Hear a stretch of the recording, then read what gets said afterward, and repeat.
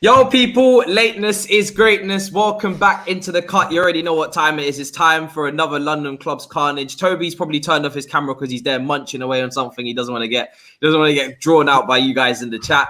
We got Lee back in the building as well. Long time no see. A lot to talk about. And Corey's Antonio and David Moyes' men continue to smash up their way through the Prem right now. It's looking good for you guys. But, I mean, there's only one place to start. The breaking news that literally just dropped about, 15 minutes ago.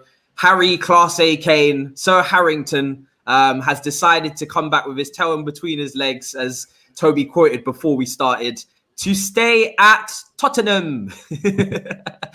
Tell me, bro, how are you feeling? You must be on cloud nine that your captain is staying after all of the havoc over the summer. As a Spurs fan, I'm delighted. Because we're keeping our best player, we're keeping a world-class player, we're keeping England captain, we're keeping genuine quality that walks into pretty much every side in world football, bar maybe one or two. We're keeping him. But as a football fan, I'm kind of sad for him at the same time, because it's like you've been playing well below your level for years now. And I don't mean his personal level. I mean like what he should be going for. Do you get what I'm saying? Like his quality, a player of this caliber should be playing in the Champions League instead of the Conference League. He's playing in the third tier competition, bro. Well, you might not even be in the Conference League much longer, mate. Don't get ahead of yourself. I'm talking about currently, but anyway, so I feel. Someone said in the comments, Kane is not Spurs captain. I never said he's Spurs captain. I said England captain. So anyway, yeah. Oh, that was me. Apologies. I just assume at this point because Hugo Lloris is just never really seen him as captain. But anyway. But yeah, like Spurs fan in me is delighted. I'm gassed that he's staying. Like I also think as well, like it's a bit embarrassing on his part as well, because he's obviously tried to engineer a move away. He's been poorly advised. He did the whole I'm not turning up to training, blah, blah, blah. And our stance has just not changed. And we've not budged. We've not broken. Like I told certain man on this show, we're not going to be bent over and banged. Yeah. They're not going to make us take a fee that we don't want to accept. If they don't make a bid that meets our valuation, we're not selling him.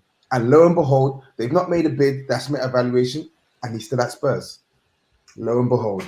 Do you know what? I mean, on the Big Six, we was just saying, just gone by like on Monday night that, people were saying Harry Kane's definitely going to get done up this week. So I don't know what kind of ITKs we've been fooling around with, but you guys have got a lot of questions to answer for yourselves when we get back on that show, because you man got me all gassed. You had me repeating what you said on Twitch last night. Oh yeah, Harry Kane, definitely looks like he's going to Man City. We'll see what happens. And then he literally comes out the day after and announces he's staying. I mean, Lee... Has he actually announced it himself? Yeah, he has, yeah. Literally posted himself on his own Twitter, yeah. Wow. I didn't see that. I see the reports, but I didn't know he'd said that. That's crazy. Yeah, he said it. I mean, Lee, you're an Arsenal fan on loan to City, so how are you feeling right now? I was buzzing, man. Jack Grealish, first home game, bosh, goal. My boy Willian coming off the bench, bosh, goal. It was great, man. It was sick to watch proper football, like, for a change. Like, and that was the first goals for City this season. Obviously, losing to Leicester and to Nando's FC, and it was nice, man. Comfortable 5-0. Could have been 15-0. Like, it was sick. And then I had to sit and watch the Banter Club against Sherlock. I was just munching my popcorn, mate. Like, trust the process. Keep trusting it. Man. If you don't know what Arteta's building, mate, fuck off down the lane. Like, I'm just going to be sarcastic. I've told you that already. I'm going to be sarcastic with it all season. And this is how I know, I've not been trolled for that clip. Like, if that was last season, I would be on every single social media site trending that I'm a fake fan because I was laughing when Reece James scored. I'm going to laugh my bollocks off all season until he gets sacked, because I told all of you lot. Told everyone. Nobody listens. So now it's a coping with the pain. It's coping with the pain, isn't it? It's the mechanism that's being used right now. Yeah, mate, I might get angry and stressed on other streams, but on watch-alongs when I'm watching them games this season, ain't no way I'm getting stressed for 3.5 hours, man. I'm just going to sit there, feet up, popcorn, and just be sarcastic all season until he's sacked. And nobody can say nothing to me. I told everyone 3 weeks before he got the job, it'll be crap. Yeah. Everyone wanted to get him to this fake process rubbish. Yeah. The process is going to bang when fans are back. Yeah. Well done, mate. That went well, didn't it? Yeah. We've got West Brom tonight. I didn't even know we were playing in West Brom until Friday just gone. It's actually, it just goes to show how far you've fallen that you are playing tonight, because usually these fixtures are saved for mid-table and below in terms of the second round of the Carling Cup or whatever the fuck. Yeah, it's normally the teams in Europe, not the teams that are not in Europe playing it. So it's like, it makes sense that we're in it. But I didn't even realise there were games on. But they're top of the league. They've joined top West Brom. Oh, yeah? No. They've won 3, drawn 1. They've scored 11 goals in 4 games. Like, this ain't a walk in the park tonight. Jesus. And we've got Man City, 12:30 kickoff. So he's going to have one eye on that game as well.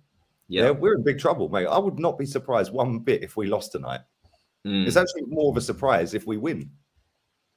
Like, that's how it's got, mate. We have not scored a goal. He broke a record at the weekend for first manager in Arsenal history to not score, or his team have not scored a goal or took a point in the opening 2 fixtures of the league season. First manager in our history. This guy's broken over 20 records, or equaled around 20 records since he's been here that are the wrong records. He's breaking records from 1920 and stuff, man. Yeah. It's like, why is he still here? And then you got all the snowflake Arsenal Muppets within the fan base that are crying because some guy confronted Edu. Well, he weren't rude, he weren't abusive, and Edu's wife. I seen that, yeah. Then it was like, hang on. Everyone's crying about him confronting him when he's got his family there. You do know this guy's at work, right? Yeah, he works at the state. His job is to work within the football club. It's match days at work. So why has he took his family, number 1? Yeah, number 2, why is he sat in the crowd if you don't want it? Yeah, number 3, I was a bit surprised to see him in the crowd as well, actually, to be fair. Yeah, I was a bit surprised, yeah. Yeah, people were booing. I did a fan cam with Kenny, and Kenny said Smith Rowe was getting it from some of the fans throughout the game. Yeah, I see a stat today, and you know I'm not a massive stats person. He hasn't got an assist since February. New number 10. And he's on number 10. Yeah, and this is the thing, like, it's like the club's a mess, mate. Granit Xhaka, Arsenal never announced his new deal on Twitter. They put it on Facebook. Yeah, they didn't announce it on Twitter. He got a new deal? Yeah, he signed a new contract. Money. They were trying to be slick with it, Arsenal, hey? Yeah. I didn't even know. He got more money. Oh my god! He signed up more money. He's on more money. Oh my! He's actually done well out of it. That's the mad thing. Because that's why they put it on Facebook, so they wouldn't get. Yo, this football club think they're slick with it. You know, try to put the Xhaka announcement on Facebook. Yeah, this is nuts. They didn't even put it on Insta. Wow. When did that get announced? Is that just recently? Is that today? Yeah, I don't know when it's on Facebook, but they announced it. I think it was yesterday. They put it on Facebook.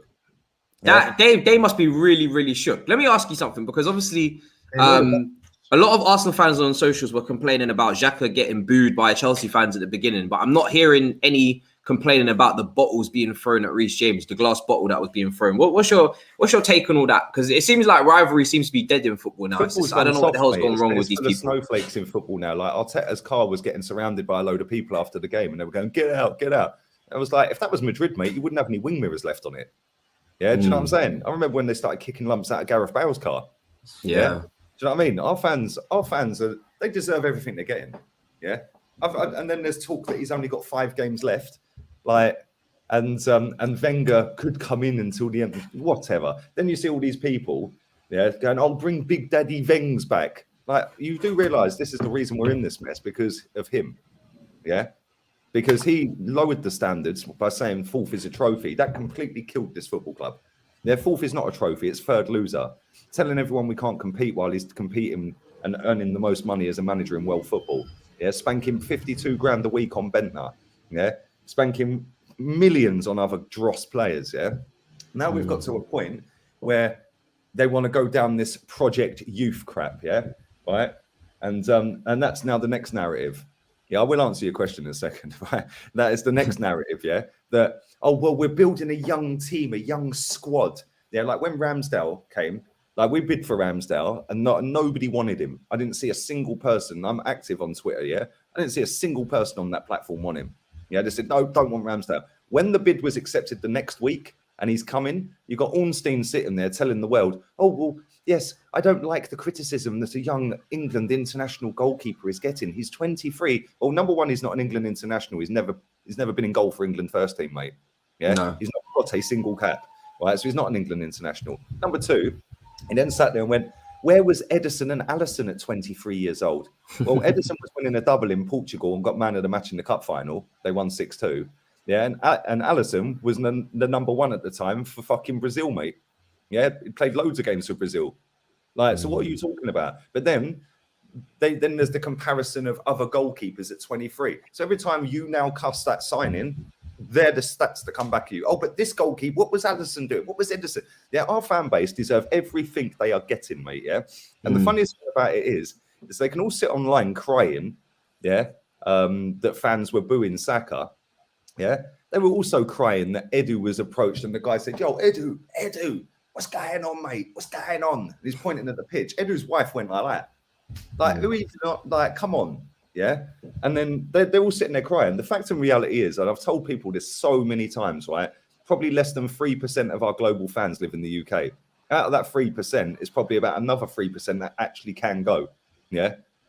These idiots that sit on Twitter, yeah, that want to lower the standards online is why the club take the mick. Yeah. The club don't want people going to games. They're quite happy for you not to go to a game because you're not the ones that they can market online. Yeah, it's the ones that are online that they can market. Yeah, but let me tell you something now. As big as these people think they are on their Twitter accounts, their YouTubes, their Insta, and all that, yeah, best believe that 3% that turn up at games, yeah, or the less than 3% that turn up at games, will ultimately get this geezer sacked. Yeah, ain't you sitting on your Twitter account? Ain't me sitting on my Twitter account? It's them people turning up at games and giving it to him. Yeah, boo him every week. Yeah, they take the piss, man. Yeah, they take the piss. They took the mick out of us for so long, right? And now they want to go down the route of all I keep seeing from all the big generic accounts. Why is it always the biggest accounts never slag anything the club like do off? I was just about to say. Because the London therapy they play on the masses, and the masses are thick as pigs. It's the Lee therapy sessions. Yeah, and this is the thing, right? Yeah, they all the big accounts sit there and they never criticize the football club. Yeah, because they feel closer to the club. Because they might live in Australia or somewhere. Oh, I can't slag the club off because it's my... And I feel closer to it if I sickly sweet over it. Yeah, guess what, mate? You ain't getting Arteta sacked. Dave from North London are getting sacked. Yeah? Do you know what I mean? So don't, like, I'll just get the ump with it. But they've lowered the standards, yeah? And all these big accounts sit there and say, oh, but look, we're investing in youth. They're all going to grow together. It's a project. Project Youth. I guarantee Arsenal tweet that at some point this season. Project Youth. Right, because they see these Muppets sit on their Twitter accounts, right? Oh, I can see a clear strategy change in transfer policy. No, they deliberately went out there and bought a couple of kids that are 21 and 23 in that, yeah? So then they knew fans were coming back to the game, so you would give them a chance because we bought a load of kids, yeah? Edu and Arteta are a pair of control freaks manipulating the fan base, mate, yeah? Right? Arteta said, I want to read this and then I'll shut up, yeah? I just want to read this to you real quick. Arteta said this the day before the game. This is disgusting. Absolutely disgusting. It's just before the Chelsea game. Yep. He said, they know what we are trying to do. They can see it. And if they can't see it, they don't want to see it. And it's because they don't want you. They don't want to see it and they want to see something different. But they really know what is going to be coming, what we are trying to do. And they will be there for us because they know that our young players need them. You fucking arrogant wanker. Yeah. So what you've done is you've deliberately gone and signed a load of kids. You've given Smith Rowe the number 10. Yeah. You overplayed Saka, but Saka shouldn't have started at the weekend. You overplayed him last season. Yeah. Instead of playing Pepe more often. Yeah. He then went to the Euros. He looked knackered the other day. Yeah. And now you've got Saka, you've got Smith Rowe. Then you've put Odegaard in there. What a waste of 30 million, by the way. Yeah. Geezer passes backwards more than he does forwards. Fact. Go and check the Premier League website. Yeah, 112 forward, 150 back, one big chance created in 14 games. Yeah, and 2 through balls. This is the creative spark, apparently. Absolute codswallop, right? Then all it is now is, oh, but we're building something special for the future. This football club decided to go down the route of youth because they knew fans were coming back and the fans will give the manager a chance if we've got a load of youngsters there. Yeah, well, that didn't quite go to plan the other day when Smith Rowe's getting booed throughout the game, innit? Yeah. Trust me, this guy is on borrowed time, mate. And all these people want to sit on their big accounts chatting crap. You're irrelevant on match days, mate. Yeah, you can't be in the ground on match day. I can't be there. I live in Spain. Yeah, I can't go to the games. Yeah, you can't go if you live in America or Singapore, wherever you live. So don't think that you're sitting there tweeting the sickly, toxic crap and it's going to make a blind bit of difference in keeping Arteta in his job. All them people that go to the ground, especially the away fans, are the ones that are going to get him potted. Yeah, and if he loses tonight, you watch how toxic that is at West Brom. I look forward to it, to be honest, if you do, because like I said, I'm very keen on seeing your club go to shit at all times, even though at this point it is becoming a bit sad. This super chat here says Arsenal have lost every Premier League game after trailing at halftime under Arteta. 17 games, 13 losses, 4 draws, 0 wins, not a single victory. So they haven't won any games after trailing at halftime. I mean, Corey, what did you make of that performance from Arsenal before we get to West Ham? Because that was it was men against boys really on that pitch, wasn't it? Lukaku was out here spinning people. It was just kind of embarrassing at that point from the defense as well. Mari and Holding. Well, look, I mean, anyone could have predicted it. Do you know what I mean? Against Lukaku, I think Ben White decided to take his annual leave because he thought, I'm not going to be around for this one. Look, I thought first 15, to be fair to Arsenal, I didn't think they were that bad. I thought, okay, maybe they'll start to create something. I think they took Chelsea by surprise. But the minute, I think Chelsea is such an intelligent team, the way that they suss it out, and the way that that goal was constructed would lead you to say that why is Arteta set up with a back four and he's not gone back three or put wing backs in? Because Reece James had the freedom to do whatever the hell he wanted, basically. And I felt for Tierney, to be honest, in both senses. He's had to come next to his centre-backs, protect them because they literally cannot deal with Lukaku and he's leaving them all the space in the world. And to be fair, I think Arteta's got away with one a little bit because if Chelsea really wanted to put the foot on the neck of Arsenal, they could have had 5 all day long. And in fact, that's what worries me about Chelsea. That's what I don't like. Because Tuchel knows you lot can go and score 5. He'll just say, do you know what? We'll just control it. And yeah, they're in an absolute state, mate. They're in an absolute state. There's no creativity. I think probably bright spot, maybe Lokonga. Looked a bit of a player. But again, like if you're Arteta, like I saw West Ham obviously on Monday, the way our defensive midfielders protect our defence, I don't look at Arsenal's with Xhaka or Lokonga, and I'm not seeing them do enough. Like it just seems like completely disjointed. So yeah, I'm kind of looking at the fixture list, seeing when we've got to play Arsenal because I'm hoping Arteta's still there. I'm looking at them thinking, God, I tell you what, I fancy that, but I think he'll be sacked. Somebody clip that. Oh my God! I think yeah, bring it on. Yeah, it'll be so West Ham, wouldn't it, to get beat? But I'll tell you what, I think West Brom, Lee, you're bang on, is a tough one. Like I think they've got, is it Valerian Ismail or something, and they play like a brilliant pressing style. It'll cause them all kinds of problems. I just can't see how long he stays on for. I really can't. I just maybe they've invested so much. That's what I mean. If you're an Arsenal fan, that's what you'd be panicking about. They've put 130 million into him. They've put Edu next to Arteta. Everything's built for him. The problem is now Arsenal can't back out. It's clearly the wrong decision, but they don't want to lose face. Now they're just going to stick with him. But if you get to December and you're 14th, 15th, he's going to have to go, isn't he? You can't have that. But he ain't getting to December. Trust me, he will not get to December. I'm surprised, but this is what I'll tell you. What this is where I kind of sympathise with you a little bit, Lee. You see all these fan cams, particularly AFTV after the game, and these fans are going, "Oh yeah, we've had Lacazette." It's only been 2 games, and I'm thinking, oh, look, I'm an opposition fan. I watched Arsenal last season. How can you give that amount of excuses? I don't think Arsenal should have gone and beaten Chelsea, but there should be some sign of progress. There isn't. And you're going into Man City. You're going to sleepwalk into mid-table. Like, that's honestly what's going to happen. I'm not going to lie. I mean, I don't know what Toby feels, but I feel like that game went exactly the way I would have expected it to go and the way that it should have gone. If you look at the Arsenal lineup and just how much it lacks any real star quality. Obviously, Saka and Smith are very, very talented, but they're very young. It's a lot of pressure to put on their shoulders to say you're going to be leading this team. That game went exactly how it should go for any team that's challenging for the league and any team that's mid-table. What did you make of it? Because obviously we've been quite critical of Arteta on the Big Six, and I feel like our point is starting to really stand now. Some weight. It's starting to hit home for the ones that for some weird reason have this obsession that Arteta's just suddenly just going to come good out of nowhere. I think the Arsenal game. In the past, I've always gone for Chelsea easy win, easy work. Last season, both times I went for Chelsea to win, and both times Chelsea disappointed me. So I was thinking, you know what, Arsenal are jammy, and Arsenal are jammy at times, and maybe they can catch some sort of life because their record at the Emirates has been like fairly decent against Chelsea last couple of years. And then, of course, once the game begun, Arsenal had like a little 5-minute spell, and then the quality just seeped through. Chelsea didn't even have to get out of second gear. Like Chelsea didn't even. I don't even think that was a 10 out of 10 performance for Chelsea. That was what you call light work. Chelsea put in a 6.5, 7 out of 10 performance, maybe, and they could have won 4-0. They could have won 4-0.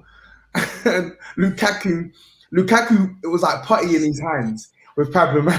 Bro, it was embarrassing. It was like when you've got a 12-year-old playing football against 4-year-olds, and he's just like, move.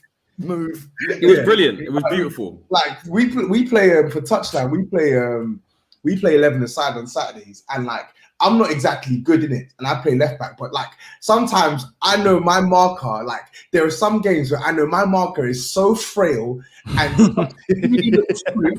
that I can literally just blow, and he's gonna fall down. Like I can walk just like playing up against me on the right wing. Then he's never gonna. I can literally leave him there and tuck in, because I know if there's a foot race, I'm gonna beat him. If it's a strength battle, I'm gonna beat him. And like that was Lukaku with Pablo Mari, and it was an instance where he got literally dragged for the goal. It was like he was on the floor. He was on the floor trying to hold on to him and trying to get to him. It was so sad. He tried to hold on to Lukaku, and I'm like, yeah, same. Can you see why I was sat there on the watch along with my popcorn out, just laughing, mate? Oh my god! I was like, yeah, same. This is it. Like once I saw the ragdoll session that was commencing within the first 10-15 minutes, I said, yeah, same. They're walking this kiss. Do you know what the funny thing is? This is supposed to be the best young coach in world football, yeah, Arteta. This is what everyone kept telling me, yeah, right? If he's the best young coach, listen, you don't even need to be the best young coach, you just need to be a coach. Not even a coach. I'm not a coach. Yeah.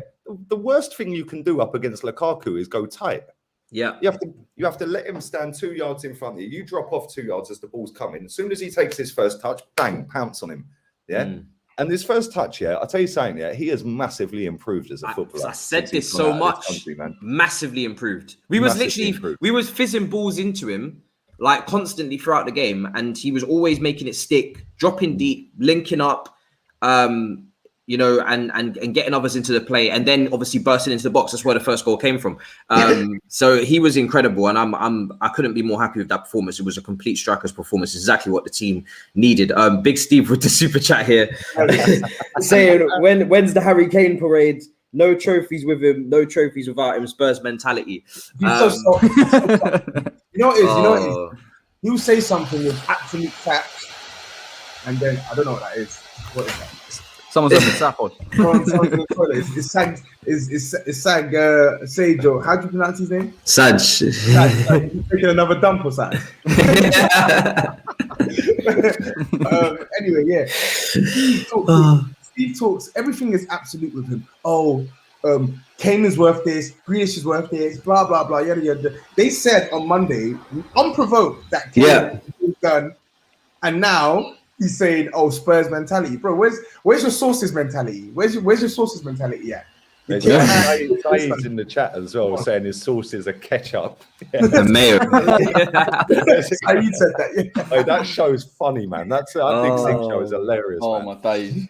Fam, I'm telling you, and it was Grizz as well. Do you know what? I know Skullfuggery is going to come with the dirtiest clip, because they said it with such chest and such confidence. They were like, yep, it's done this week. And Grizz backed it as well. And now it's like, it's not happening. And I'm just like, oh my days, fam. How many more times is this going to happen to us? Other side of the coin, Miz says, man, Big Steve sold all the Man City fans a huge dream that Kane was done, that it was going to feature versus Arsenal. It's a madness. It's an absolute madness. But it is what it is. I mean, well, listen, he might still go yet. The window's still open. Stranger it is still open. Happen, mate. But for him to come out and publicly say he's staying and then to still go, mate, that Sol is Campbell like, said he was staying. 2 days later, he was at Arsenal. That's taking the piss, though. With Wenger. That's taking the piss on a whole nother level. If you're messing with the Arsenal fan base, the Tottenham fan base like that. I said Arsenal for some reason. God knows why. Yeah, I know he used to support Arsenal, but those days seem to to be long gone. We can't go any further without mentioning what West Ham did to Leicester. I know Leicester had Go to on, put some respect on it. Listen. Come on, everyone. I know you were watching from home. I know you were all impressed. It was a great I know Leicester had 10 men, but let's keep it a buck. Yeah, West Ham. No. I have to mention it because it's a factor. But let's keep it right. You man did absolutely dismantle them differently, and I want to start with Ben Rama because Lee. You're having a howler here, bro. Come on, Lee, get the Algerian shirt and whack Ben Rama on the back. Listen, I know you didn't rate Ben Rama too highly. Or something like that. Listen, hang on. Just rewind a second. He's played about nearly 40 Premier League games and scored 3 goals. Let's just rein it in a little bit. Yeah. You hear this? It's coming, mate. You got him. Let's do some more. Reel him in.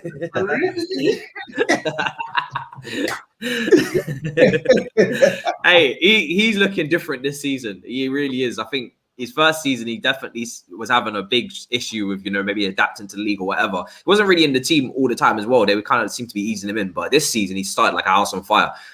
Corey, what have you made of him? And obviously, Antonio breaks the goal scoring record. That man, it's like he didn't even really need a striker. This guy is the striker.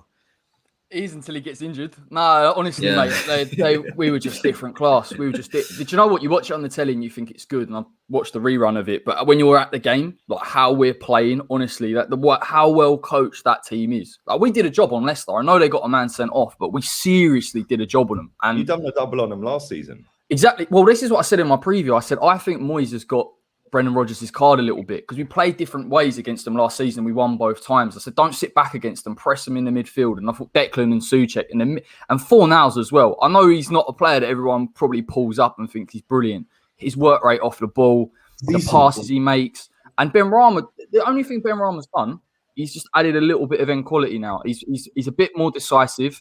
I thought it was interesting that Moyes played him on the left, not in the 10, because I think in the 10 he's unreal. But it worked because he wanted Fornals right up against Tielemans and Ndidi, and they couldn't. I don't know if you watched them. They were playing the ball around the back so many times because Leicester will not go long, and West Ham knew that, and that's how we got them. And Mickey, honestly, in the second half, that touch is disgusting. I see it from the other end of the ground. I'm like, what is that? Because I didn't even know what to call. And I'm thinking that is revolting. It should be illegal. It was. Some of the football. You lot did a job, like mate. And Antonio dancing with his own cutout had me in tears, mate. That was so funny. Oh, mate, honestly, because he said like he doesn't do celebrations anymore because of VAR, and then obviously he was like in the post match, and I didn't really see any of that stuff. Like I was just going mental because the ground was bouncing, mate. It was absolutely bouncing. How is Moyes doing this though? Because he got the job a week after Arteta. Ain't you supposed to still be in like? He's got his coaching badges, mate. When you're Pep's cone man, it becomes a little bit difficult to try and figure stuff out.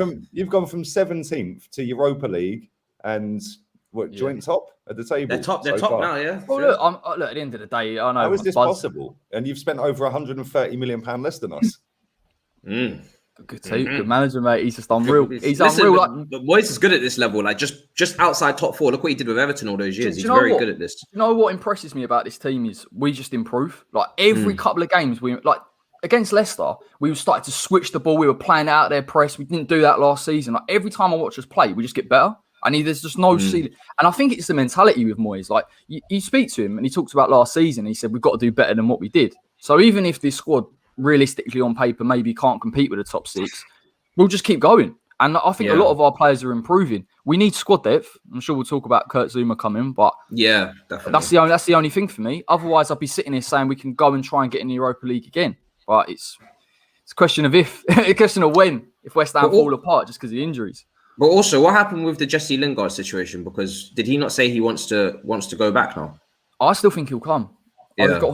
That's a big deal. I watched him come on for United on Sunday. I was like, mate, why are you doing this to yourself? Yeah, what is the point? Like, he liked a video of West Ham's highlights on our Instagram. I'm like, mate, it's just weird. Like, I agree, Corey. Like, he came on against United. He came on against Southampton. Yeah. Like, I think at times he was stationed on the right. Sancho was moving left, and it's like you don't really have a role in this team. You're just a role player. Like, just go somewhere where you're loved, where you're going to be playing week in, week out. Like, I don't really understand it. Even the way he was playing, he was coming and picking the ball up off the left back. I'm like, mate, you're so desperate at making impression. You won't make it in 4 minutes. It doesn't matter. Like, even with Ollie as your manager, you definitely won't make it. So you're better off just moving. And honestly, you must look at the way West Ham are playing and thinking, I want a bit of that. And to be honest, because of Europa League and cup fixtures and the Premier League and how many games we've got, we can afford to have him in and switch him with Ben Rama, switch Fornals, Bowen. We've got the options there. So I hope he comes. If not, I can see him coming in January. But I was really impressed with. I was really impressed. Like, West Ham played well, but I was really impressed with the West Ham midfield. Like, off the ball, they absolutely hammed Maddison and Tielemans to dust. Every single time Maddison got the ball on him like a rash. Tielemans had a shocking. He scored a goal. Don't get it twisted. He scored a goal. He had a bad game. His passing was off. West Ham were pressing him like a dog. Listen. David Moyes has got this team so well drilled, and I feel like for me, that's the mark of like where you see like what a manager's truly made of, like their imprint on a team. And like West Ham, out of possession, they're well drilled, and now in possession, they're actually starting to play some good stuff as well. So it's kind of worrying, to be honest, because I don't think West Ham are going to finish top 6, but I don't just think they're going to disappear. Like, I thought maybe. Let's see what Europe happens. Let's see how Europe hits their squad, because you expect that's going to take a toll on their squad, especially if they make it to the knockout stages. But as far as their performances and their identity, I don't think that's going to disappear anytime soon this season. So it makes things interesting as far as that top 10 battle is from. Do you know, 12. Interesting you say that, because there's a couple of teams now where I'm looking. Obviously Arsenal, Spurs. You just brought Nuno in. If we just keep the momentum up, I'm saying at one point it may start to lull. We take advantage of this now. Like, I'm thinking now that we're not going to probably finish top 4, but if you go and get 12 points, we've got Southampton, and obviously after that, I think we've got Man United. It's a tough game. We're sitting 12 points pretty already. So for us, it's just getting the momentum and sticking with it. I've got to say one thing though. Declan Rice was absolutely a performance was stunning. He was quality. He's actually getting better. Like, people talk about him not being able to pass forward or switch. Honestly, he was dictating play from deep. He was getting in beyond. He got the assist for the third. Unbelievable. In person, he's better. It's hard to say. You can't really appreciate a player until you actually see him live, and you just see it stands the whole time. When you're watching it on TV, you're only following the cameras. Yeah, when you're they only show you what they want you to see. Yeah. Exactly. It's different. But I'll tell you what, I've never seen Sionchu have such a bad game. I have. You lot were on him, man. I remember when he was worth 65 mil. He hates Mickey, mate. Can't do it. Oh, man. Some of those centre backs that Premier League fans will love to say, "Oh, he's this, he's that, he's this." He's a good CB on his day, but he's definitely had his howlers. Do you remember 2 seasons ago when Southampton went to King Power? Absolute disaster class against Danny Ings. Bournemouth, when they got slapped, I think it was 4-1 when Bournemouth got relegated that season. Him and Kasper Schmeichel up to no good. I've seen this guy have hella lapses. You're saying he's the Turkish Mustafi? Is that what you're saying? No. He's never better than Mustafi, right? Only when he plays against West Ham. Sionchu, like, he's a good centre back on his day, innit? But like, him making those errors is not uncommon. We've seen that in his catalogue of errors. The best one was when he just no-look passed straight to, I think it was Antonio. Yeah, because he thought it was going to Kasper Schmeichel. I was like, what are you doing, mate? That's schoolboy stuff. Like, you've got to have a look over your shoulder. You can't just pass it. Like, it was hilarious, man. But West Ham were wicked. Well, I put it in the group chat. I said to you, I was like, "Rah, West Ham are looking all right, mate. Like, how are they doing this? Like, this guy took the job the same time as Arteta, yeah, and we're 19th. Not got an identity, not got a style of play. Look crap without the ball, crap with the ball. No shape. Everyone looks all over the place. No, Kieran Tierney against Chelsea. I mean, Jesus Christ, what was he doing? Like, what was he doing? But then Saka, like, and this is the thing, these young players get a pass with us, yeah, because it's they've come through Hale End and they're playing for Arsenal Football Club. I don't know where they've come from, perform. Saka was exposing Tierney differently. But then Tierney's then probably worried about the bullying that was happening on the centre backs who was trying to tuck in. So like, I've seen that. Everyone should have a bad game, but I look at West Ham and I just think, like, you finished above us last season for the first time in Premier League history, yeah? And this season, you've got 2 out of 2 wins, two games, 2 wins. you look amazing. I can't lie. You look really good. Yes, it might not continue for long, or the whole season, because I don't think you've got a squad to compete on Europe and getting the top 6. But this is why they need that depth, isn't question, though. I think you'll be in and around it, but in the mix. But I don't think you will get top 6. But we ain't getting it either. I genuinely think we'll take our first team, our first 11. We can give anyone a game. Maybe when we play like we can give. Not saying we win every game, but we can definitely give everyone a game. Which again, look where we've come from. Like you say, 17th when he took over in the relegation zone. It's hard because as a fan, you're trying to adjust your expectations, and then you watch that and you think, oh, we're actually not that bad. We're actually quite good. Yeah, it's like it's nice rather than sort of being down the bottom. Not only that, your fan base have got some balls, right? Because your owners are worse than ours. Mate. I was going to say your owners are worse than ours, right? Yeah. But your fans go, nah, sod this. We're storming the executive box, mate, and we're going to go and stick a corner flag in the bloody centre circle. You better fix up. They're chasing them out the ground in their nice Rolls Royces and all that. Like, you know what I mean? And then our fans are sitting going, oh, you can't surround Arteta's car. Turn it in. Yeah, storm the executive box on the next home game. Well, go on. All I was going to say on the last thing about West Ham was the atmosphere, because I know people were talking about it being toxic because of the owners. It was unbelievable. That crowd, we were so behind the team. It's an absolute myth that we were going to cause West Ham to fall apart. If anything, I think now teams will think, as long as we get behind the players, they'll come away and we'll cause them issues, because it's the best atmosphere I've probably seen since probably Upton Park, genuinely. And it wasn't always bouncing in Upton Park. It was game by game. But it did sound mad. Even on TV. Yeah, it was still going off in a post-match. You could still hear it. And I was walking to the station and it's still, everyone's going Antonio, like through the whole of Stratford. It was nuts, man. I don't know how he could even hear the reporter asking him questions after the game, because like all you could hear was them just singing his name. Yeah, on TV. Well, speaking of centre backs, I better get onto this super chat about Zouma, because it seems like Zouma to West Ham is starting to get some serious legs to it in terms of the progress being made.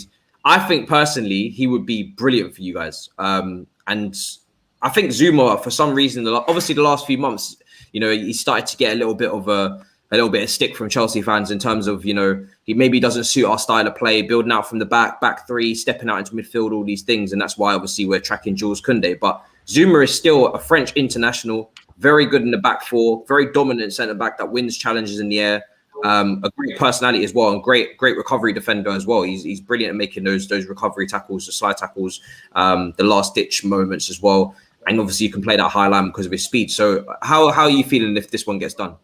Yeah, you pretty much hit the nail on the head. I'm buzzing, mate, to be fair. I think it's a real top signing for us. I'm sure people might look at it as a Chelsea cast-off, but I think for West Ham, he's going to give us another dimension. You see the way that we're playing. We're trying to be a bit more progressive with a higher line. As much as I thought Craig Dawson and Ogbonna dealt really well with Jamie Vardy, but it was probably more due to our midfield. We do need a centre-back that's got the recovery pace.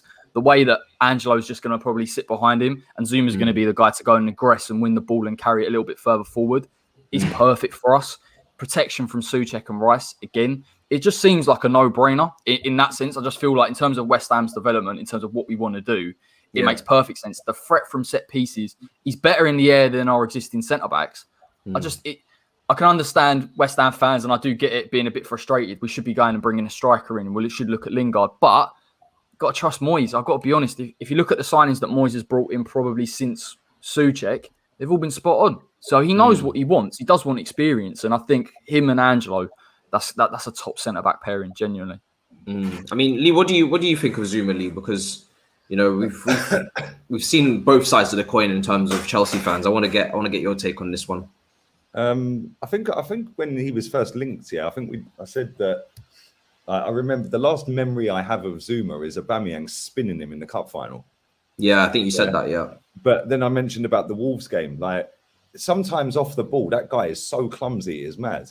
But concentration. On the ball, he's also clumsy, but not as clumsy as without. I think that the problem you have with him, I think he's a decent centre-back. Yeah, and I think for West Ham, it's a great pull. Yeah, like you've got him in there. It's a good signing, yeah. He weren't Chelsea level, but I don't think he's like lower down than West Ham level, if that makes sense. I think I get you. Level, yeah. Yeah. Right. But I just think like you just got to be careful with this bloke, because his lapses of concentration will cost you big time. Yeah, if you can get him on it, and he is gonna have a point to prove now, yeah, as well. So you might see a better improved Zouma, because he is pretty decent. Like, he wins a lot of headers. Like he can be very good on the ball, but like I said, sometimes he's so clumsy with it. I mean, you watch him more than I do, Matisse. Yeah, that Arsenal game at Stamford Bridge, very, very silly decision making to go inside when the ball was down the channel was a very obvious maneuver. Obviously, the Southampton game as well, Minamino is just out of position, just the concentration. I think these are the little details of his game that hopefully you'd hope Moyes will fix, just the concentration and the positioning at times to be, aware of your surroundings and not leave gaps in the defence. I remember the first game under Lampard, even the offside line that we were playing against Man United, we lost 4-0. It was absolutely atrocious trying to play the offside trap. So there is like those small details to sort out. But the one thing with him is that he's got a lot of experience as well. So I do expect him to now, like he's come into his prime. You have to remember, I think he's about 26. So he should be coming into his prime now in the next few years. And he's got so much Premier League experience, been at Everton, he's been at Stoke. So I do think it'll be a very good signing for them. But I do still believe they need, you need depth in that attacking area. Like you need your Lingards, still get that other striker if possible. Because otherwise, if like you said, if Antonio goes down, then it's like, who do you use? It's Kibosh, mate. It's a big problem. And I don't know how Moyes will deal with it. It's interesting what you say about Zouma, because I think that's the difference between him being a Chelsea level centre-back and West Ham, because his ability to play out from the back. I just don't think at West Ham he's going to have that same decision to make. He'll have Declan alongside him dropping in. It will be simple. All of our passing from the centre-backs really is lateral. It's just trying to move it around the press rather than play through it. So you take that element out of it. I think he'll be all right. As long as, again, this is the best thing about David Moyes as a coach. He won't ask players to do what they can't do. He will just work to their strengths. And if you work to Zouma's strengths, and he goes and bags 5 goals from set pieces and keeps a couple of clean sheets, then to be honest, that's all you really want. Yeah. I think he's like he was linked with Spurs. I didn't want him at Spurs, but not because he's a bad centre back. I don't actually think Zouma is a bad centre back. Like I think the price I'm hearing 30 million euros, right? Yeah, that's 25 million. I think West Ham are catching a bargain there, because when you look at what the going rate for a centre back is now in Europe and in the league, what people are charging, 30 million euros for a centre back at 26 years old who's played in the Champions League, capped at international level, has won Premier Leagues, etc., etc. I think West Ham are getting him at a really good price. I think Tomori cost more. Tomori cost about 28 million, but he's obviously far younger, isn't he? Yeah, pounds. So and it's like I think it's really good business for West Ham. For me, my only reservations with Zouma are the same reservations I had for him at Spurs. I'm not really sure how good he is on the ball, and I think that and it's been mentioned by Lee as well, he has these random lapses in concentration, and you see that exposed the most when he's playing in the back three, and it happens when he's playing in the back at times when he's playing in the back four as well. But I think for West Ham, you've got a lot to build there. Like he's a beast in the air at both boxes, and on the ground, he's good for recovery runs. But I think his positional intelligence and his technical quality on the ball is what held me back from saying I wanted Kurt Zouma. Yeah. And guys, smash up the likes. There's only 50 likes, nearly 1,000 of you in here. That's madness. Smash up the likes if you're enjoying the show. Yeah, 50 likes. It's 43 minutes. Madness. What have you been doing for 43 minutes, man? 50 likes. He's not taking liberties. He loves. They're moving like Arteta. It's madness, bro. Smash up. You absolute waster. Yeah. I like the word. I like saying you muppet as well.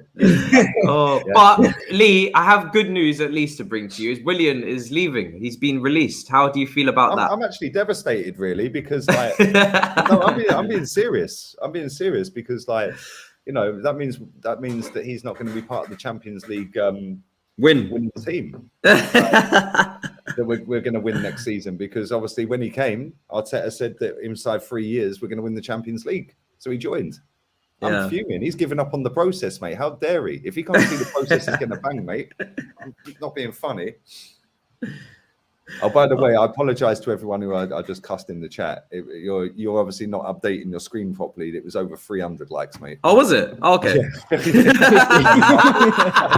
Well, at least we got some more likes. Mate, you definitely need your glasses on. I'm telling you. Hey, listen, I got the excuse because I'm blind. So if I didn't see that, I'm sorry. I literally can't see shit, honestly. I think he didn't wear his glasses today because he didn't want me calling him a nerd. But deep down, your nerd persona is not. Your glasses, it's just you. It's just you. For all the blind people out there, when you don't have your glasses, it borderline feels like you're gonna cry. Like it's just havoc. You man in here that can all see, you should be very happy with the way that God has gifted you to see in 4K. You know, I hope you wake up every morning and you really do. I got contact lenses in. I'm blind as you. Trust me. Normally. And I just refuse to go to an optician's. But if I close one eye, this one I can barely see out of it, mate. It's like, I'm not even it's all blurry. Toby, have you? I swear down, I can't see that chat. Toby, are you seeing in 4K? Are you good? All right. Yeah, I'm good. Yeah, man. Honestly, just the fact that you have to pay to be able to see. This can't really. My vision is blurred here, but I can see. Does anybody in the world still actually get to see in 4K for free with no issues? It's incredible. In 2021, we still have to pay to see things. It's just nuts. But yeah, sorry guys. Big up to the chat. well, let's get the likes higher. Why not? Let's see if you can put it through 400. I mean, listen. Obviously, Willian. I think it's very clear his time at Arsenal was not successful. Again, a shamble. He had a great debut, though. He had a great debut, and did he really? Because he took 2 corners. He had a great debut. Fuck that guy, man. He's shit. I've been telling people for years that this guy's a fraud. And when Arsenal gave him a 3-year contract, I couldn't believe it. Do you know how angry I was at the prospect of us going in for Willian, because we were linked with him heading into that summer as well. So when Arsenal got him on a 3-year contract, I was laughing, and I told all of them. I've been saying it for years. This guy is the biggest false prophet ever. Like, he's all for show. He's got great P&P, etc. But yeah, he does nothing for 70% of the season, bro. But because he scored a couple penalties for Chelsea in that penultimate season or his final season for Chelsea, and actually played well, maybe in some parts of the first half. He's playing for a new contract, really. Yeah, like I'll give it to him. On the Frank Lampard, this first season, I think from around maybe mid-September through to early January, he was playing relatively well. And then I said, yeah, where's the real Willian? Because this ain't the real Willian.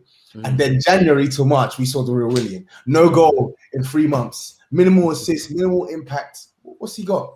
He was a glorified right wing back for how many years at Chelsea? But because he scored some critical goals, I should give him more respect. Fraud. This is all because he didn't join Tottenham at the time. He's still harbouring it. I would have. The funny thing is, if you told me that Willian joined Spurs and gives you what he gave me at Chelsea, thank goodness we didn't sign this guy. Facts. Thank goodness. Fair. No, he's massively inconsistent. I can't lie. Because that would imagine having him and Lamella in the same team. You would literally, whatever little hair I had, or I would literally have to pull it out every week watching them play. Yeah, 100%. And do you know what was so funny? At the time when we was getting rid of him, there were so many Chelsea fans who were like, no, we should keep him for experience. We should keep Willian for 2 more years or give him an extra year. You know, he's been a loyal servant. Don't disrespect Willian. And I just thought to myself, you lot don't want to push on, do you? You really don't want to move on. It's like having this emotional attachment to someone that's like causing you harm on a weekly basis, and you just can't let it go. It's like, it's nuts to me. And as soon as he made that move to Arsenal, I called it immediately. He's going to stink up the joint to new levels. He was even liking, I mean, this is what you've got in your club league. He's literally liking Chelsea's Instagram post of Chelsea beating Arsenal. No. I was like, what the hell is going on here? The rudeness, the bravery. This is what our fans have allowed, mate. This is what our fans have allowed. Yeah. They've allowed Xhaka to stick the finger up at everyone. And now it's, what a turnaround. They've allowed this to happen, mate. Like I said, people. We were supposed to have a protest at the weekend, yeah. Literally 8 people turned up. 8 people, yeah. 8 people. This is what happened, Tobes. I'll tell you what happened, mate. They've all gone down to the ground in their brand new Saka number 7 shirt with a season ticket in their wallet. They've gone down there. They've stood outside giving it. Oh, I'm back at my second home. I'm back at my second home after 18 months. You don't work at the stadium, mate. That's not your second home. Second home is your office. Honestly, I swear to God, this guy's serious. It's true.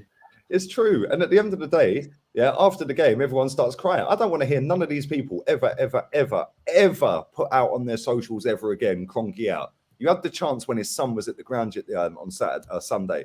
Yeah, you had the chance. Yeah, you decided to sit there and do nothing. So what happened? There was no protest. Was it just like, what happened? Did just taking selfies? Mate, was there even that many people there? There was 8 people turned up for the protest. Turkish was one of them. How can there only be 8 people? Because they don't know. It's just a strange fan base, man. It's more people.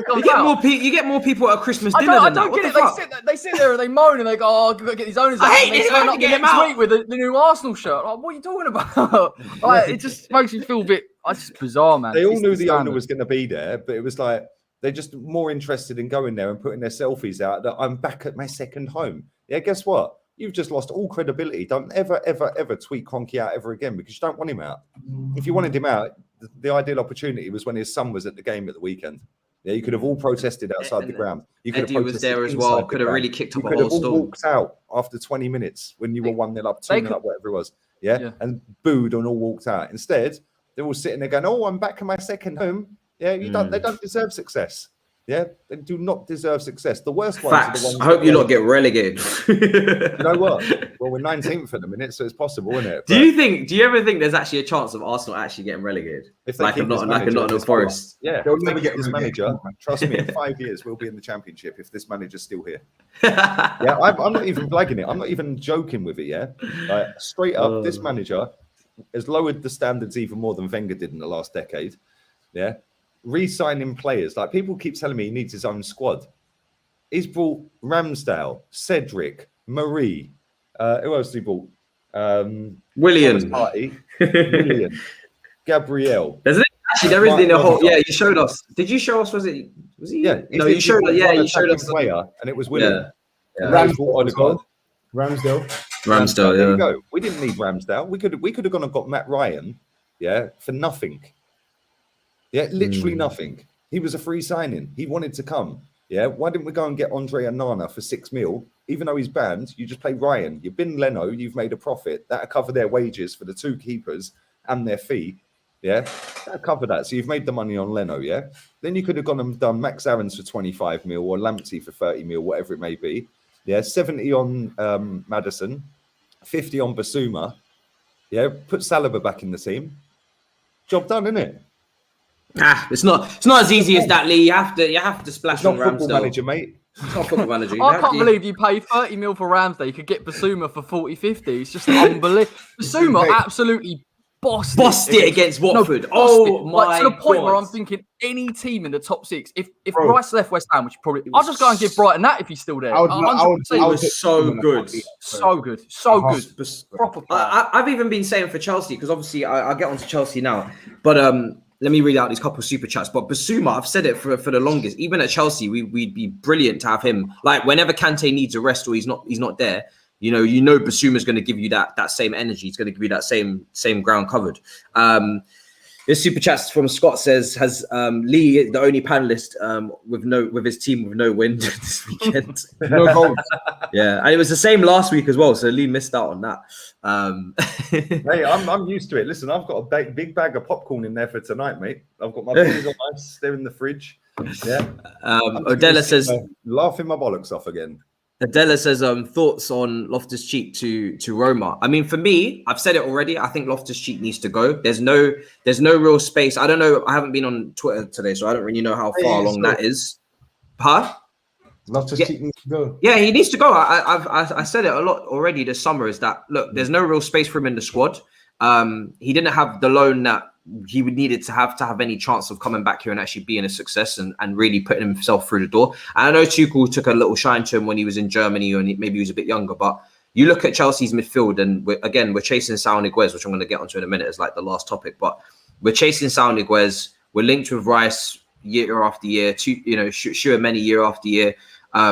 There's clearly no space for a Loftus-Cheek in that pivot. He's not a defensive midfielder. And then in the front three, there's no space for him either. So he needs to leave. Why is there no space for this guy because he hasn't been good enough. He had the massive injury and he's never come back from it. You say it though. Huh? Well, he had the massive injury and he's never come back from it. If we're keeping it 100, before the injury, he was looking unreal. He really was. But since that injury, I wouldn't say unreal. He was looking good though. I'll give you that. I would say unreal. Like for me, he was our second best player. At the end of that season, he was our second best player with Hazard. He was season. He was unplayable at times. Who you don't have in that team that year? Jorginho, Kante, Jorginho, until January. Willian. The attack was a bit dead. Like it had like Higuain, Willian, Pedro.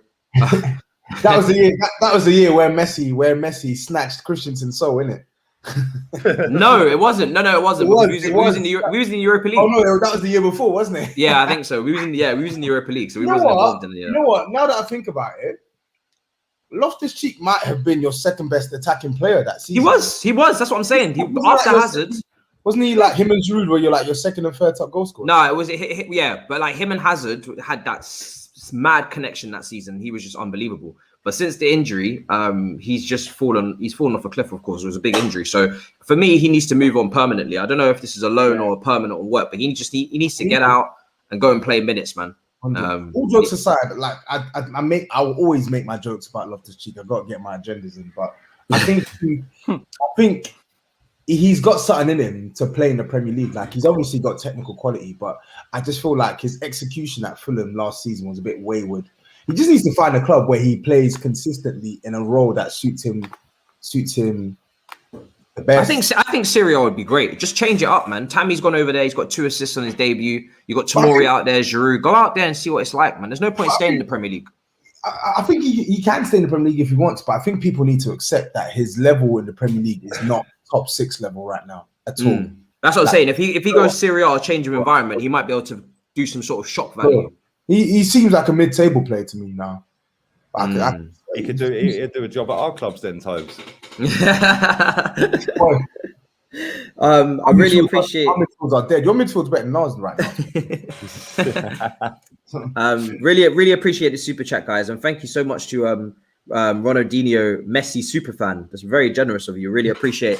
It says big up everyone. Matisse, your stream yesterday night was mad, bro, and Shikari impression had me dead. Yeah, man, Shikari. I don't know if you guys seen the Shikari interview. Shikari's interview after the race, man. That was the funniest shit that happened over the weekend. I can't lie. But big up. I'm glad you enjoyed the stream yesterday, man. We was going very nostalgic last night on the stream on Twitch, talking about match attacks and like just loads of. Oh, and obviously the Spider-Man trailer that came out. I don't know if you guys are into that. That was nuts. Incredible trailer. I saw it. Looks amazing. Yeah, it was incredible, man. Incredible. But I want to get your opinions before we go on Saul Niguez, because it looks like he's going to be going out on loan to Chelsea. I mean, what are you guys' opinions on him? Because some Chelsea fans obviously are saying he didn't have the greatest year last year, but he still made 33 appearances and won the league. So his drop-off is not anything on in the comparison of the other midfielders that we're replacing him with, the Ampadu's and the Barkleys and Loftus-Cheeks. I mean, Lee, what do you make of that signing? Do you see that as a good fourth choice midfielder bringing in there? I'm going, man. You're taking Liverpool. Fourth choice midfielder. You're a joker, man. I swear. Do you know what? It's a good signing, a very good signing. He's not as good as he was a couple of seasons ago. Yeah, his consistency's not been there the last couple of seasons. But listen, he's still a top-class footballer, man. A top-class. You do not play in Diego Simeone's team if you're crap. Yeah, on a consistent basis like he does. Yeah, he plays week in, week out when he's fit. So listen, Simeone likes him. He does a job. He can press. He can pass. He can get forward. Don't really score a massive amount of goals, but listen, he's a very good player, man. And for 30 million quid, is that how much it is? 30 mil? No. Well, no, it'll be a loan option to buy. So we should not be paying for him. We should be definitely taking him. Yeah, it's a loan deal option to buy. Should be all over that, mate. No money. Christ, that's a no-brainer then. Yeah, no-brainer, as you're saying, because Yeah, I just think, look, obviously Basuma, Tchouaméni, these are the kind of profiles I was thinking of in my head that I would prefer. But, you know, Sal, he didn't have the greatest couple years recently, but I think, you know, Tuchel's shown already he can revive players and bring them to a level that our fourth choice midfielder is El Neni. Our first choice midfielder is Granit Xhaka. The comparison is actually nuts. Finished, mate. When you think about it, the comparison is actually nuts. Anyone who was watching this, looking at this joker above me, saying fourth choice Sal Niguez, yeah, right? And you're an Arsenal fan. Don't hurt you, yeah. Seriously, you ain't Arsenal, mate. Like, come on. He's similar to like Kovacic, but he's got a shot on him as well, and he's played a variety of their midfield positions. I mean, Toby, what do you make of this transaction taking place? This one. Your mic just went very loud there, but oh, sorry. I think with Saul, it's obvious, really. Like, and we spoke about it when you're on your stream with Danny. Like, I get it. I get why Chelsea are doing it. They play 3-4-3, and we've already spoken about Loftus-Cheek not cutting it in terms of the quality to play that position. You ain't really got anyone else in that position. And Purdue, I don't know what's happening with him this season, but let's be real, he's not Chelsea level. Barkley, we know he can't play that role. Oh my God, he's too drunk half the time. Another decent player to probably go a couple teams down to find him and Drinkwater will have a big piss up in the reserves if they stay. Yeah, and then Drinkwater, the guy punches up kids at under 23 matches. So, they were your team, wasn't it? Yeah. So I'm just looking at this now. You lot are going to be playing the Premier League, Champions League, Club World Cup, Carling Cup, FA Cup. Don't that make you jealous? Like, no, Lee's like, yo. Listen, it's on 3 o'clock. I'm going down the beach. See you later. Yeah. So it's like you're in 5 different competitions. Bearing in mind you've already won the Super Cup and you've already started the league campaign. It's obvious that you need more quality in that in the mid, not quality, but you need quality and depth, reliability and depth in that midfield. Kante is injury prone these days. Yeah.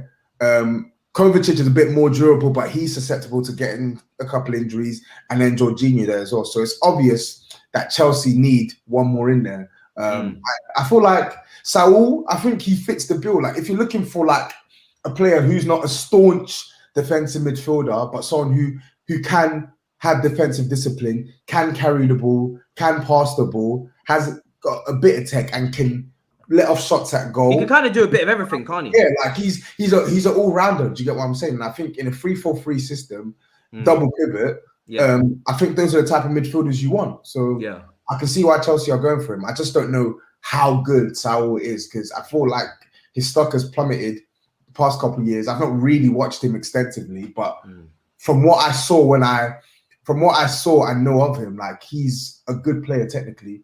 And he's robust. So I think those are the 2 boxes you need to tick to play in a double pivot role.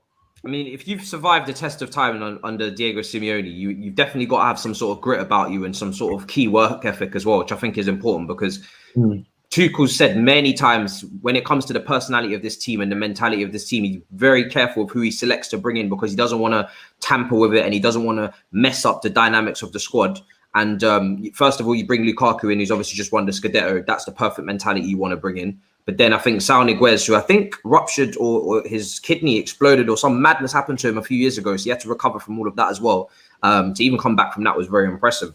He's going to have that, he's obviously got the tech and he's got some ability about him as well, but he's going to have those raw, fundamental core work ethics that you need. I mean, Saul Niguez as your 4th midfield option is a luxury, bro. It's a luxury. It's not something that you complain about. No, definitely not. And this is the thing. I saw some Chelsea fans that were kind of like turning their nose up at it this past weekend, maybe because they wanted a Declan Rice, they wanted a Tchouaméni, they wanted this, that, and the third.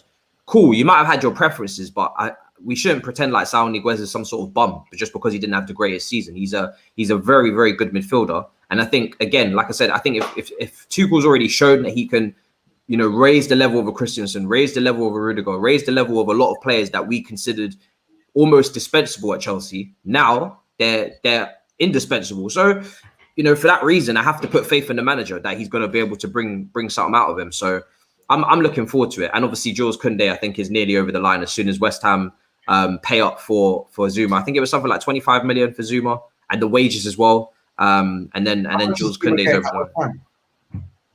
80, someone said 85, I reckon. 85, 90. Apparently, he's not getting paid that much at Chelsea. So 90k.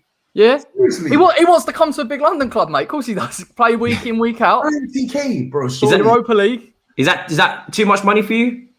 No, I think he should probably be earning more. Yeah, I think he wanted 120. I don't know what happened. He dropped it, mate. Oh, Chelsea, he dropped it. Chelsea Okay. just do these deals differently. As I said, like West Ham are getting a really good deal here. I'm not gonna lie to you. Like for Kurt Zouma, for a club where they are and where they're trying to be, I think Kurt Zouma, it's a really good deal for them. How much did you spend on? How much did you spend on what's his name on Issa Diop? Like 20 million? Yeah, right? mate. Too much. Like 22 million. So you're getting exactly. pounds. You're getting Kurt Zouma for what? Maybe £4-5 million more, and he's clearly a better centre back than Issa Diop right now. Cool. It's a deal for West Ham. It is a great deal. Can I totally change the subject real quick and talk about Mbappe? Because Fabrizio's tweeted, Yes. What's going on? Right. So Leonardo on RMC station, said Kylian Mbappe wants to join Real Madrid and we will not hold him back. Yeah. So obviously not like Daniel Levy then. We said no to Madrid's first offer, but it was the conditions were not met. Real Madrid's first offer was 160 million. Yeah, that's less than we paid for him in 2017. So they're like, yo, you can have him. But you need to come with that big money, mate. They're only bidding that because he's got 1 year left. He's got 1 year left on his contract. In a few months' time, they'll be able to do a pre-contract agreement. But this is why. But to be fair, what's cash to them? Like they literally have. They are swimming in the money.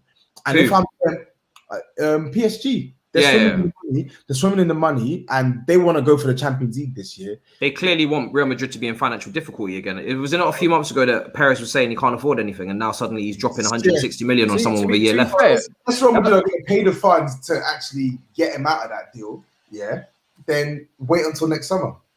If I'm PSG, you got to send him at any price, and I'm letting him stay here, and let's try and win this Champions League. Do you know what though? Yeah, big up to Mbappe, because like there's not many players on the planet that have got Neymar, Messi, all them other great players there, and go, no, actually, I want to go and live my boyhood dream of playing for Real Madrid.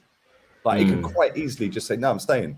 You know, I've got Messi, I've got like Neymar, I've got Di Maria. I'm shocked he's not at least staying for 1 year just to see what it's like. I don't know whether it's a bit naive, because I think that Madrid option will always be on the table. If he wanted to get a Champions League under his belt, maybe one season would have done it. But having said that, if you're PSG, and I think he'll leave because he's just not going to sign that contract. You just take that money and reinvest it. If they get Ronaldo, that would be disgusting. I'd like to see it. But I don't know. The thing is, though, his contract's running out. He could go to Real Madrid on a free next year. Why would he not just stay at PSG for one season with Messi and then go to Real Madrid afterwards on a free? He'd probably get more wages as well because they're not going to have to pay for him. Must be the main man, doesn't he? That's what it's about. I think. You see the same with Neymar when he went to PSG. He wanted to be the main guy. But I think PSG are stupid. They should just take that 160 because they have spent a lot of money on wages and stuff like that. And like, I know financial fair play has been relaxed in that, but that would mass that 160, man. That's a lot of money, mate. Like, and Mbappe's wages are high as well. You have a year left. If you were clever, you'd bank it and then go and get Haaland in the next summer. That'd be the way to do it. Do we think Ronaldo will end up at Man City though? Those rumors, or that's just I can't see it. Like imagine him. I've already pictured it. I'll be getting the number 7, Portugal shirt. Yeah, with Ronaldo. Obviously, I wouldn't get the City one. Yeah, and I can do the watch alongs from like Man City. In fact, I might get a number 10 Grealish. Can you imagine like his face?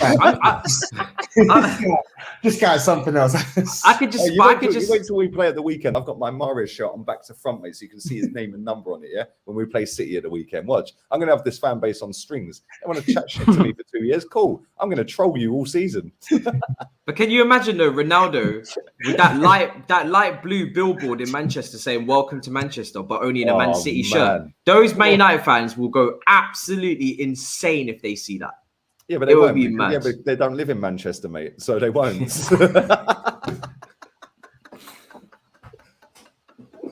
You are sending shots Saeed's today like probably the only nothing. Man U fan that lives in Manchester. Oh my God. You are sending people home today. I'm only playing, man. Seriously, I ain't that deep. Listen, now I've caused mayhem on the stream. Can I go? Because It's brilliant because he's Man United fans. I love triggering I've got to them. start work again at 5 to 7, and I need to go out of this apartment, mate. Like, literally. Oh, all right. We're gonna wrap up. You can carry on. I just need to go. No, I'm blind, and this is straining my eyes to new levels. I need to get to Specsavers immediately. Big up to everybody that's been joining us on the stream. It's been a great episode. Smash up the likes. I don't know what they're on, but get them up, please. And big up to everybody. It's been a great show. Like I said, we had so much to cover. We managed to get through it all. Corey, let them know where to find you, bro. Any content coming out? West Ham Way on YouTube, CoreyKM_ on Twitter. Miz has pulled me onto his channel tonight to talk about Declan Rice. So I'm sure I'll wax lyrical and tell him to start stumping up next summer. And then preview out for Crystal Palace post-match. Yeah, and I should be able to get that out in a timely manner. It was a bit difficult to do that, given I tried to get the last train back at 11 o'clock and I was panicking after that West Ham game, but should be fairly timely on Saturday. Lovely stuff. Guys, make sure you smash up the likes. Make sure you subscribe. The links are in the description. And there's 1,200 of you in there. So big up to all you guys. It's been a pleasure. Toby, let them know where to find you, bro. Any content coming out? Find me TapinTobs on all platforms, YouTube, Instagram, Twitter. In terms of what I've got coming up, I'm going to be on Insta Live. I'm loving my Insta Lives these days. Same. It's good, isn't it? It's fun. Yeah, I'm going to be on Insta Live on Thursday evening after the Spurs game to see whether we actually make it past Paco Rabanne FC or if we...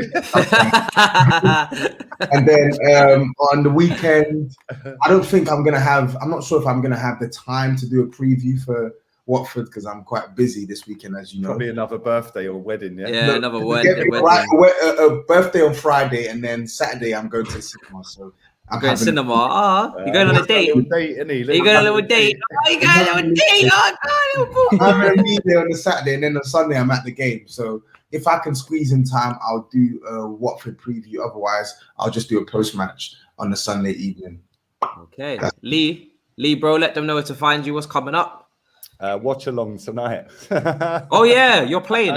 We didn't even talk about that. Sorry, I didn't even realize. It's very strange. I'm just interested in putting my feet up and eating my popcorn tonight, mate. Just watching the banter unfold. So yeah, we got West Brom tonight. So I'll be doing a watch along 5 to 7. I'll be starting that. Kick off at 8. Fan cams coming up afterwards. Tom's not going to be able to do any fan cams tonight, so I've got to do them all again, which is long on these 9 o'clock my time kickoffs. Yeah, and then I've got to do player ratings as well, which goes on forever with Jez and Kenny because they're like. So I'm still going to be sat here recording at like 2 a.m. It's mad, so that's why I want to get out the house for a bit. Fair. Which means my vlog, which I was supposed to drop today, is not going to be dropping today because I ain't an octopus, man. I ain't got hands all over the place. So yeah, that vlog channel, Morley Gunner, go and check that out. And yeah, man, OnlyFans is now finished. It's now finished. OnlyFans is finished. They're obviously not allowing people to put content on there anymore.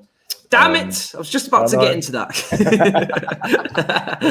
Just about to get into it. I'm telling you. Check out the banter. I've got my popcorn. I've got my beers in the fridge. I'm gonna go and have a nice little stroll down the beach. Have a little bit of food. Really now you're making us jealous. This is payback for when I was talking about Saul Nguesa's fourth choice. Take the piss all you like, mate. I'm gonna be sat on a beach bar in a minute. Yeah, with some food and a cocktail. He needs a break. He supports Arsenal. Do you know what I mean? Exactly. It's getting bigger by the minute.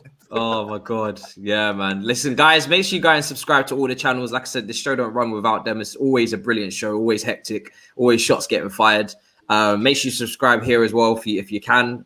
Chasing that 17,000 milestone. So yeah, buzzing, man. The road to 20k. I'll probably. You and Dammy were pissing around on Twitter for all them years, man. I told you, bro.